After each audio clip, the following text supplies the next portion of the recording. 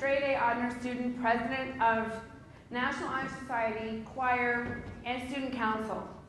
I was number 8 in my class, but I also had a very dark and twisted side. I was one who could teach you how to do tequila shots so they didn't burn.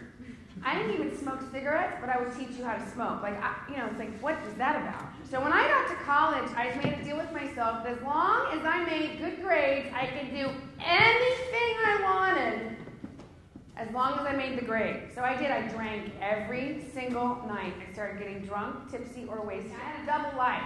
I don't know if you have friends like that, someone who's like sort of a goody two-shoes, but then they have this dark, twisted side. That would be me. So yeah, on the weekends I started doing ecstasy. You guys have heard of ecstasy, right? But I would do 3 hits in one night, because that's my personality. I am so lucky I didn't end up in the hospital in a coma or dead. And I ended up at a party, one of those spring break parties. And I was wasted, just blotto, because I'd been drinking since 9 o'clock that morning. The next thing I know, I am being sexually assaulted by at least 5 different guys. I'm in a condo on the floor, and I have memories coming in and out of blackouts with different guys taking turns on top of me. Some people call that gang banged or gang raped. The next morning, I still don't know how I got home. I had lost my party buddy, Anna. I felt remorse. I felt ashamed. I felt fuzzy. Like, did that really happen? And I already felt bad about myself from some of the stuff that happened in my childhood, so I just reached for another beer. I couldn't deal with those icky feelings. So I just kept chasing the party.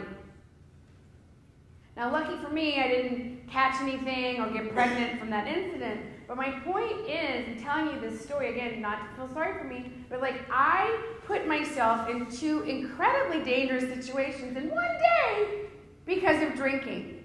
I never would have done that if I was sober. So I'm sharing that with you, and we're going to leave here with some tips and tools so that hopefully if you get caught up in the party, maybe you can make some wiser choices than I did, okay?